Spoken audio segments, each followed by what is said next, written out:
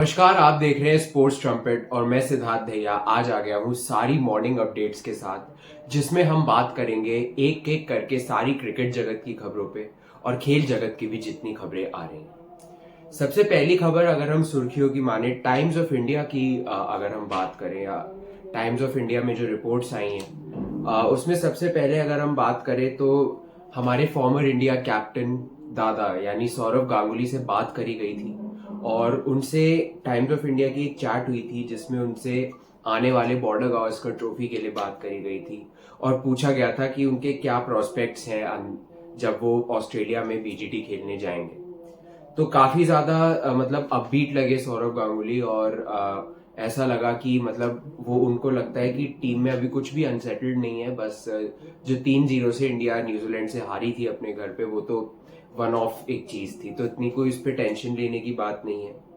वहीं पे सौरव गांगुली से बात करी गई थी नेक्स्ट जेन क्रिकेटर्स की, ऋषभ पंत या फिर जितने भी बड़े क्रिकेटर्स हैं जो नेक्स्ट जेन के क्रिकेटर्स उभर कर आ रहे हैं उनके बारे में बात करी गई।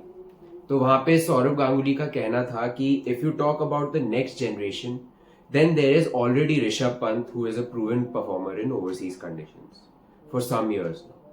मतलब अगर हम नेक्स्ट जनरेशन के क्रिकेटर्स की बात करें या फिर हम बात करें कि कौन से खिलाड़ी ऐसे हैं जो आगे आने वाली पीढ़ी में बहुत अच्छा कर सकते हैं, तो उन्होंने ये कहा कि ऋषभ पंत तो ऐसे खिलाड़ी हैं जो खुद को प्रूव ऑलरेडी कर चुके हैं। और उसके साथ साथ उन्हें ये भी लगता है कि बहुत कुछ ऋषभ पंत के इर्द गिर्द घूमेगा और ये भी उनको फीलिंग है कि शुभमन गिल और ऋषभ पंत ऐसे खिलाड़ी हैं जो बीजीटी खत्म होते होते तक इंडिया के सीनियर मोस्ट खिलाड़ी भी बन सकते हैं। फिर वहीं से उनसे रैंक टर्नर्स, स्क्वायर टर्नर्स के बारे में पूछा गया जो न्यूजीलैंड के कंडीशंस में हमें देखने को मिला।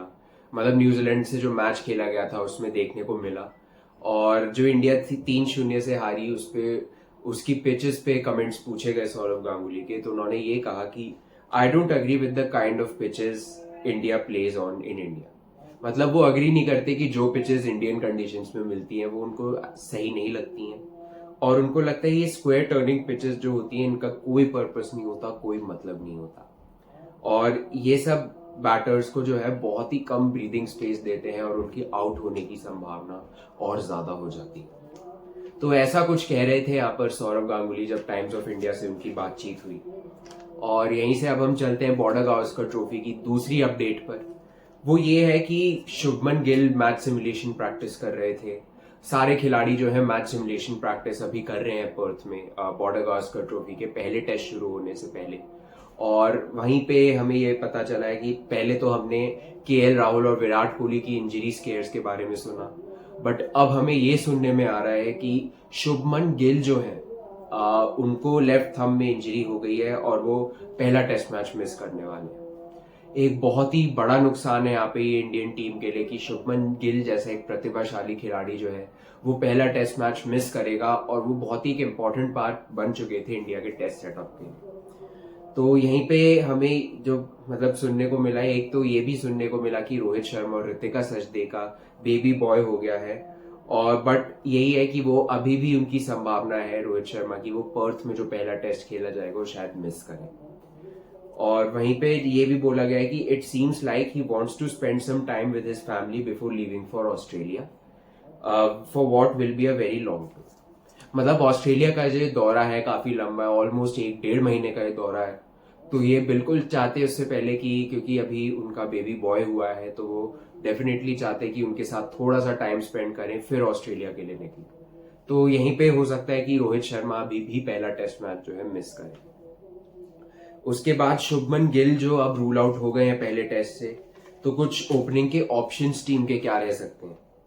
तो विद गिल रूल्ड आउट तो ये हो सकता है कि रोहित भी नहीं है पहले टेस्ट में अब, और मैनेजमेंट अब ये चाह रही है कि इंडिया ए के जो खिलाड़ी हैं जैसे कि ऋतुराज गायकवाड़ हो गए या साई सुदर्शन हो गए, देवदत्त पडिक्कल हो गए, ये सारे खिलाड़ी ये बात मतलब ये मैनेजमेंट ये चाहता है कि इनमें से कोई खिलाड़ी ऐसा हो जो पहले टेस्ट में ओपन करे। अभिमन्यु ईश्वरन भी एक अच्छा ऑप्शन है जो ऑलरेडी स्क्वाड का पार्ट है। फिर वहीं पे अभी मैच सिमुलेशन खेले गए तो सबसे ज्यादा इम्प्रेस अगर किसी ने किया है मैच सिमुलेशन में तो वो ऋतुराज गायकवाड़ ही है। ऋतुराज गायकवाड़ ने पर्थ में बहुत बढ़िया बल्लेबाजी करी और उनको अभी क्योंकि इंडिया ए टूर भी इतने टाइम से चल रहा था तो उनको अंदाजा हो गया है ऑस्ट्रेलियन कंडीशंस का। तो वो इसीलिए मतलब मैनेजमेंट ये चाहता है कि ऋतुराज गायकवाड़ पे जो है उनको चांस दिया जाए पहले टेस्ट में खेलने के लिए। और वहीं पे अगर हम केएल राहुल और विराट कोहली की बात करें तो यहाँ अच्छी खबर मिल गई है सारे इंडियन फैंस को।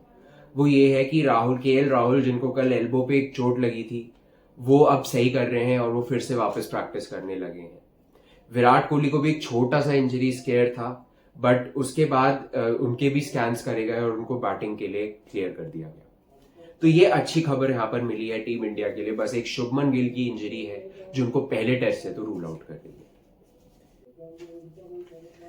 अब यहीं पे हम चलते हैं, एक संजू सैमसन को लेकर एक खबर आ रही है, क्योंकि अभी T20 सीरीज जो साउथ अफ्रीका से खेली गई थी इंडिया की, वो 3-1 से इंडिया ने अपने नाम कर ली। और संजू सैमसन और तिलक वर्मा ऐसे खिलाड़ी है जो इस सीरीज में बहुत अच्छी तरीके से उभर कर आए।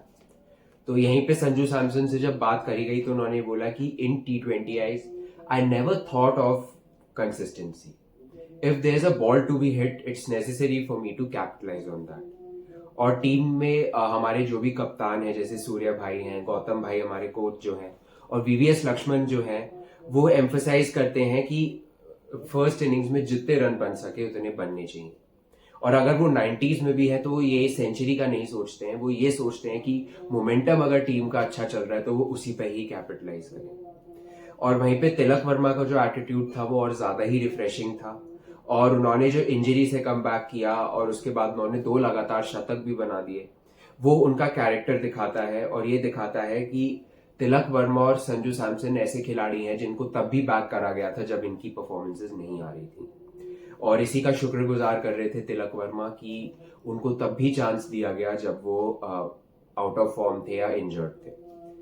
अब बात ये देखने वाली होगी कि ये संजू सैमसन, तिलक वर्मा तब प्लेइंग 11 में कैसे फिट होते हैं जब शुभमन गिल, यशस्वी जायसवाल, ऋषभ पंत जैसे खिलाड़ी इस टीम में वापस आ जाते हैं। तो इस पे सूर्य कुमार यादव ने कहा कि अभी इतनी दूर का तो उन्होंने नहीं सोचा है, और जब वो आएंगे हम आराम से इस पे बात करेंगे। थोड़ा मुश्किल तो होगा, बट एक बहुत अच्छा हेडेक है अभी टीम के पास। तो ये हमें सुनने को मिला इस इंडिया साउथ अफ्रीका की जो T20 सीरीज हुई।